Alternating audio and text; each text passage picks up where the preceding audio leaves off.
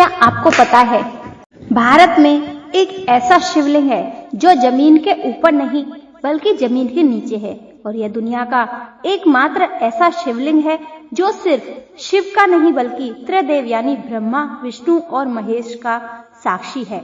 ब्रह्मगिरी पर्वत की गोद में बसा एक ऐसा स्थान जो बाहर से देखने पर एक प्राचीन शिव मंदिर लगता है, काले पत्थरों से बना, शांत और गंभीर। लेकिन जैसे ही आप इसके और रहस्यों में उतरते हैं, आपको एहसास होगा कि यहाँ का यह मंदिर शिव के बाकी धामों से बिल्कुल अलग है। लेकिन सवाल उठता है, आखिर ऐसा क्यों? महाराष्ट्र के नासिक जिले में बसा त्र्यंबकेश्वर ज्योतिर्लिंग, जहाँ शिव 3 नेत्रों वाले त्र्यंबकेश्वर रूप में विराजमान है, यानी कि इस शिवलिंग में आपको शिव जी के साथ साथ ब्रह्मा और विष्णु जी के भी दर्शन होते हैं। लेकिन खास बात यह नहीं, खास बात तो यह है कि जो आपको चौंका देगी, यहाँ सबसे खास है गोदावरी नदी, जिसे दक्षिण की गंगा भी कहा जाता है। लेकिन जितनी यह नदी पवित्र है उतनी ही रहस्यमयी है इसकी उत्पत्ति की कथा, और क्या है नासक हीरे का श्रापित इतिहास। माना जाता है कि यह हीरा जिसके भी पास गया उसका पूरा कुल समाप्त हो गया। आखिर क्या है इस श्रापित हीरे का रहस्य, और अभी ये कहाँ है, और क्या है कुशावर्त कुंड का रहस्य, जिसमें स्नान मात्र से सारे पाप धुल जाते हैं। और फिर आता है गुप्त गुफा, जिसमें आम लोगों को जाने की सख्त मनाही है। आखिर क्या है उस गुफा के अंदर, और क्या है काल सर्प दोष और नारायण बलि की कहानी। यह मंदिर केवल एक मंदिर नहीं बल्कि इतिहास और रहस्यों का एक ऐसा संगम है जिसकी कहानी जानकर आप भी हैरान रह जाएंगे। तो चलिए जानते हैं त्र्यंबकेश्वर ज्योतिर्लिंग की असली कहानी।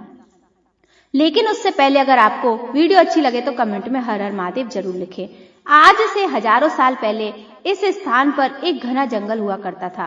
ब्रह्मगिरी पर्वत के आसपास का यह क्षेत्र महान ऋषि मुनियों की तपोभूमि माना जाता था, और यहीं गौतम ऋषि भी अपने पत्नी अहिल्या के साथ निवास करते थे। वे साधारण जीवन जीते थे, वनों में निवास करते थे और वहां हर किसी की मदद करते थे। लेकिन एक समय इस क्षेत्र में भारी अकाल पड़ा और धरती सूखने लगी। जब जन कल्याण के लिए ऋषि गौतम ने इंद्रदेव की कठोर तपस्या की, जिससे प्रसन्न होकर इंद्रदेव ने जल का स्रोत वरदान में दिया, एक ऐसा जल स्रोत जो कभी ना सूखे। इस जल स्रोत की मदद से ऋषि गौतम ने आसपास के सभी लोगों की सहायता की, जिससे ऋषि गौतम के चर्चे चारों ओर होने लगे। लेकिन कहते हैं ना, जहाँ सम्मान होता है वहाँ ईर्ष्या भी जन्म लेती है। ऋषि गौतम की बढ़ती प्रतिष्ठा कुछ अन्य ऋषियों को खटकने लगी, और इसी ईर्ष्या ने एक गहरे षड्यंत्र को जन्म दिया। एक दिन कुछ ऋषियों ने मिलकर एक बीमार और अधमरी गाय को ऋषि गौतम के खेत में छोड़ दिया, और जैसे ही ऋषि गौतम ने उसे हटाने की कोशिश की, वह गाय मर गई, और इसी बात को आधार बनाकर उन पर गौ हत्या का झूठा आरोप लगाया गया। उस युग में सबसे बड़ा पाप माना जाता था गौ हत्या। ऋषि गौतम और अहिल्या पर सामाजिक अपमान का पहाड़ टूट पड़ा और उन्हें दोषी ठहराया गया, जिसके बाद ऋषि गौतम और अपनी पत्नी अहिल्या के साथ घने वनों में चले गए और अपनी गलती का प्रायश्चित करने के लिए भगवान शिव की तपस्या करने लगे। अतः उनकी भक्ति से प्रसन्न होकर भगवान शिव प्रकट हुए और उन्होंने कहा, ऋषि गौतम आप निर्दोष हैं और यह पूरा प्रसंग ईर्ष्या से रचा गया षड्यंत्र था, इसलिए आपको गौ हत्या का कोई पाप नहीं लगा। इसके बाद ऋषि गौतम के मन को शांति मिली और साथ ही भगवान शिव ने उन्हें वरदान मांगने को कहा। तब ऋषि गौतम ने न अपने अपमान का बदला मांगा और न ही किसी को दंड देने की इच्छा रखी। उन्होंने शांत स्वर में कहा, हे प्रभु, यह जैसे भी है मेरे ही लोग हैं, और अभी मेरी ये धरती अकाल से तड़प रही है। मेरी आपसे विनती है कि कृपया गंगा जी को इस धरती पर अवतरित करें ताकि जन कल्याण हो सके। भगवान शिव अत्यंत प्रसन्न हुए और गंगा को गोदावरी के रूप में यहाँ प्रकट होने का वरदान दिया, जिस कारण यहाँ की गोदावरी को आज दक्षिण की गंगा कहा जाता है। लेकिन कहानी यहीं समाप्त नहीं होती। गंगा तो गोदावरी के रूप में यहाँ अवतरित हुई, पर उनकी ही एक मांग थी, यह शिव जी के बिना यहाँ निवास नहीं करेंगी, जिसके पश्चात शिव जी ने भी वहां पर निवास किया, और इस प्रकार यहाँ एक ज्योतिर्लिंग प्रकट हुआ, और आज हम इस क्षेत्र को त्र्यंबकेश्वर के नाम से जानते हैं। लेकिन क्या आपको पता है, जो आज आप यह मंदिर देखते हैं, उनका निर्माण किसने करवाया, और क्या हुआ जब औरंगजेब ने इस मंदिर को ध्वस्त कर दिया, और सबसे रहस्यमयी नासक मणि की कहानी।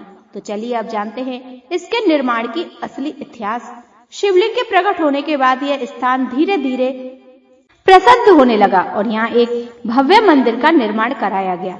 समय बीता और फिर 17वीं शताब्दी में जब भारत मुगल शासन के अधीन था और 1690 में मुगल शासन औरंगजेब आलमगीर ने अपनी कठोर धार्मिक नीतियों के चलते कई हिंदू मंदिरों को तबाह किया और त्र्यंबकेश्वर मंदिर भी इसकी चपेट में आ गया। इतिहास प्रसिद्धकार जब जादूनाथ सरकार ने अपनी किताब हिस्ट्री ऑफ औरंगजेब ने इस घटना का विस्तार में वर्णन किया। उनकी सेना ने न केवल मंदिर को क्षतिग्रस्त किया और मूर्तियों को तोड़ा, बल्कि इस पवित्र स्थल का अपमान करते हुए मंदिर के ऊपर एक मस्जिद का गुम्बद भी बनवा दिया।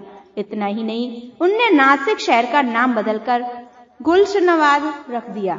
यह वह दौर था जब इस धाम की आध्यात्मिक आहवा पर एक गहरा साया मंडरा रहा था।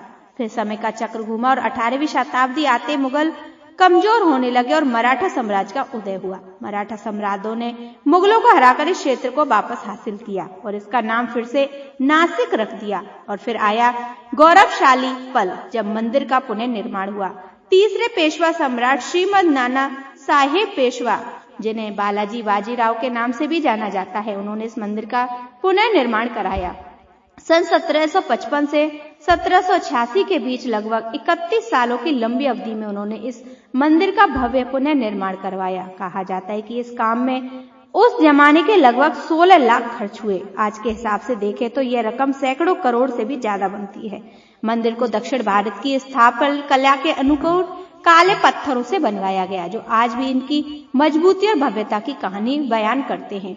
चौकोर मंडप, ऊंचे शिखर, जटिल नक्काशी, यह सब उस समय के कारीगरों के अद्भुत हुनर का सबूत है।